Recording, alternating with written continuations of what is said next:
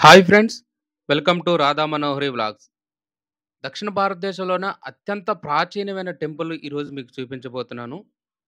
ఈ ఆలయం 1200 సంవత్సరాల నాటిది ఫ్రెండ్స్.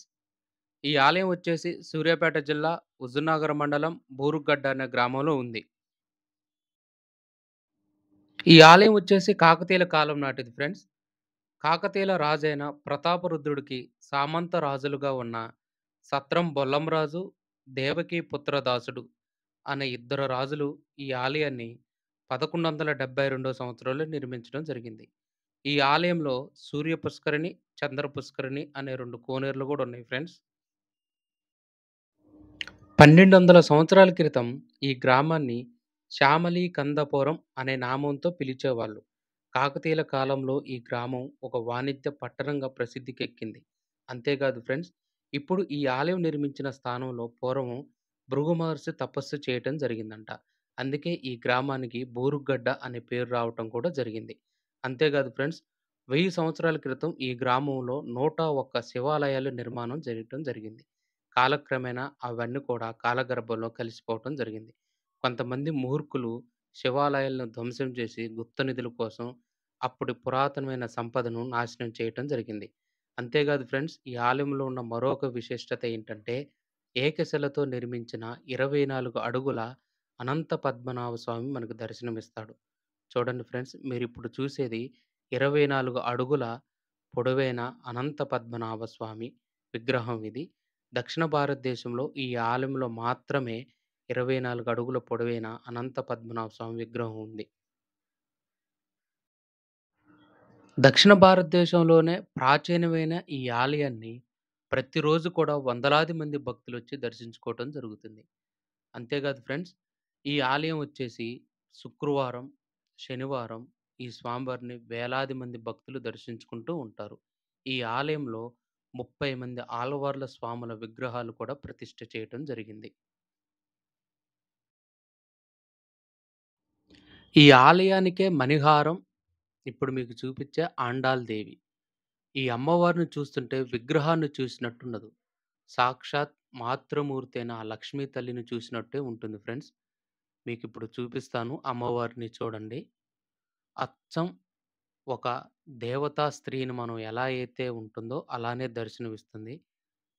చూడండి, ఈ అమ్మవారు పేరే ఆండాల్ తల్లి. ఈ అమ్మవారిని మనస్ఫూర్తిగా కోరుకుంటే ఎటువంటి ధర్మబద్ధమైన కోరికైనా సరే నెరవేరుతుందంట. సంతానం లేని వాళ్ళకి సంతానం అందుతుంది. వివాహం కాని వాళ్ళకి వివాహం అవుతుంది. ఉద్యోగం, సెటిల్మెంట్ లాంటివి ఏ ఉన్నా సరే అమ్మవారు తక్షణమే వాళ్ళ కోరిక నెరవేరుస్తుందంట ఫ్రెండ్స్. మీరిప్పుడు చూస్తుంది శ్రీకృష్ణ పరమాత్మని. ఆ విగ్రహం చూడండి ఎంత అద్భుతంగా ఉందో. ఇప్పుడున్న టెక్నాలజీ అప్పుడు లేకపోయినా గానీ, అప్పటి శిల్పకారుల నైపుణ్యం ఫ్రెండ్స్ ఇది. ఈ కృష్ణుడి విగ్రహం పక్కనే మనకి 30 మంది ఆళ్వార్ల విగ్రహాలు కనిపిస్తాయి. వీళ్ళని మనం దూరం నుంచి చూస్తే అచ్చం మనుషులున్నట్టే ఉంటారు ఫ్రెండ్స్.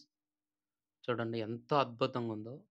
అప్పుడు శిల్పకళ నైపుణ్యానికి మనం సెల్యూట్ కొట్టాల్సిందే ఫ్రెండ్స్. 30 మంది ఆళ్వార్ల విగ్రహాలివి. చూడండి ఎంత అద్భుతంగా ఉందో. ఈ ఆలయాన్ని మొత్తాన్ని కూడా రాతితోనే నిర్మించడం జరిగింది.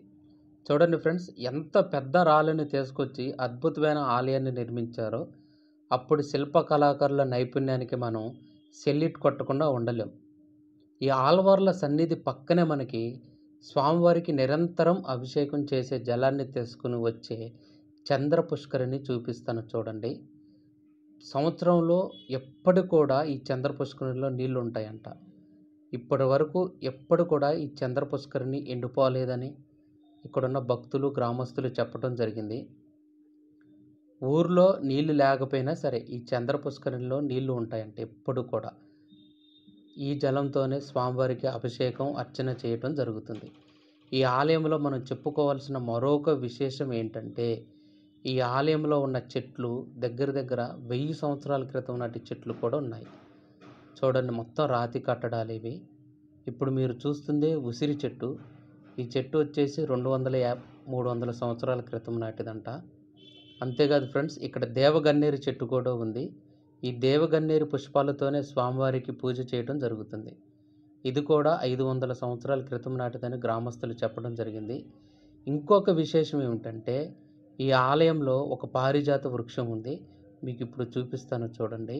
ఈ పారిజాత వృక్షం వచ్చేసి 940 సంవత్సరాల క్రితం నాటిది. అయితే దుండంగులు ఈ వృక్షాన్ని ఆగం చేయటం వల్ల ఆ చెట్టు చనిపోకుండా ఇప్పటికి కూడా తన పూలతో స్వామివారికి ప్రతిరోజు పూజ నిర్వహించుకునే అదృష్ట భాగ్యాన్ని పొందింది ఈ పారిజాత వృక్షం.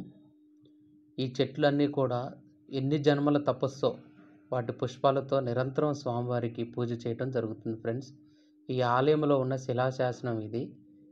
1200 సంవత్సరాల క్రితం ఆనాటి రాజులు ఈ శిలాశాసనాన్ని నిర్మించడం జరిగింది. మీరిప్పుడు చూస్తుంది కూడా శిలాశాసనమే ఫ్రెండ్స్. ఈ ఆలయం యొక్క చరిత్ర ఈ శిలాశాసనంలో మెన్షన్ చేయబడి ఉంది. ఇప్పుడు మనం గర్భాలయంలోకి వెళ్ళి స్వామివారిని దర్శించుకుందాం ఫ్రెండ్స్. ఫ్రెండ్స్, మీరిప్పుడు చూస్తుంది గర్భాలయం. చూడండి, కాకతీయుల కాలం నాటి ఆలయం ఇంకా చెక్కు చెదరకుండా ఇప్పటికీ ఉంది. ఈ పిల్లర్స్ చూస్తేనే మనకు అర్థమవుతుంది ఇది కాకతీయుల కాలం నాటి దేవాలయం అని. అంతా రాతి కట్టడం.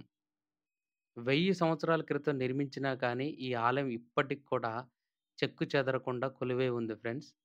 మన దక్షిణ భారతదేశంలోనే కాదు, భారతదేశంలోనే ఎక్కడా లేని విధంగా ఈ ఆలయానికి ఉన్న విశిష్టత ఏంటంటే, విష్ణుమూర్తి దశావతారాల్లో ముఖ్యమైన అవతారాలుగా చెప్పుకునే ఆదివరాహ అవతారం, లక్ష్మీ నారసింహ అవతారం, వేణుగోపాల స్వామి అవతారం.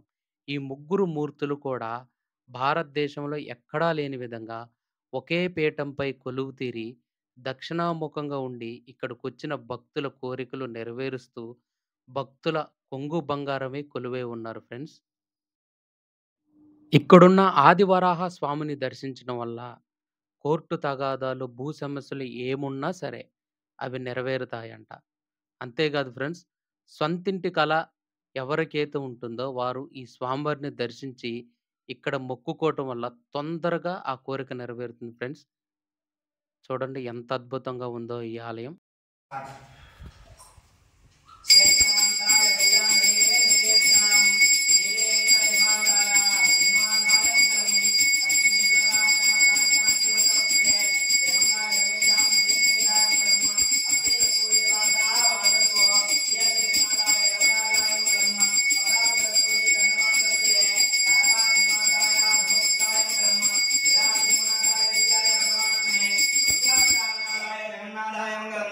स्वच्छिष्टमालिकाय बंधगंधर विष्णुवे विष्णुचित्त कर्मविदाय गोदाय सर्वकर्म गुलाम गुलामतीनाय गौशलाय गरुड़े मातुका सिंहस्लाम वदन विष्णुचित्त कर्मविदाय गोदाय सर्वकर्म आश्रा नजीलाय कान्मणी गंधवासे श्री आदिवराह लक्ष्मी नृसिंहाय वेणुगोपालाय अस्तु मंगलम मंगलाशासन वैर्म दाशानिज पुरोगमै सर्वैश्वर पूर्वैराचार्यै सद्गुदाय अस्तु मंगलम.